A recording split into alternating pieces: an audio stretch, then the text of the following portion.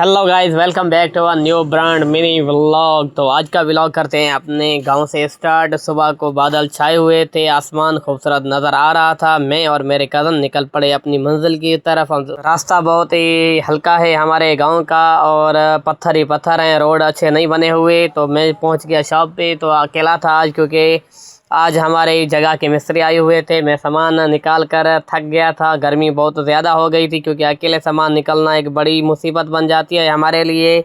सामान निकाल कर फिर मैंने चाय का ऑर्डर दिया, चाय के साथ बिस्किट भी खाए। बिस्किट के खाने के बाद फिर दोपहर की रोटी का टाइम आ गया, क्योंकि मैं और मेरे दोस्त उसके साथ भाई भी आ गए और मुर्गी से किया नाश्ता दोपहर का। फिर मैंने कहा कि मेरे शॉप पे जो है न्यू सामान आया हुआ है 14 अगस्त का।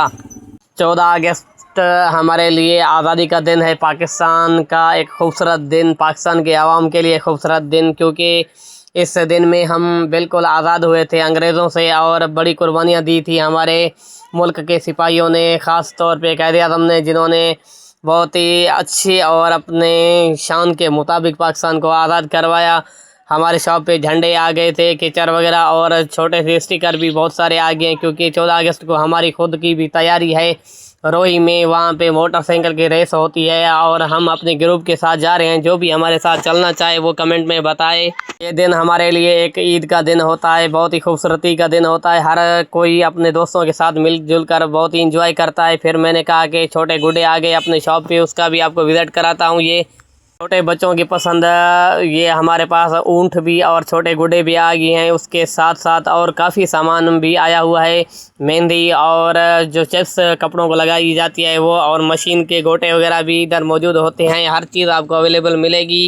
एक और सीन आपको दिखाते हैं हमारे शॉप पे, क्योंकि स्कूल ओपन हो गए हैं तो स्कूल के न्यू बैग आ चुकी हैं। और हमारे पास ये पर्स भी लेडीज़ मौजूद होती हैं खूबसूरत कलर में।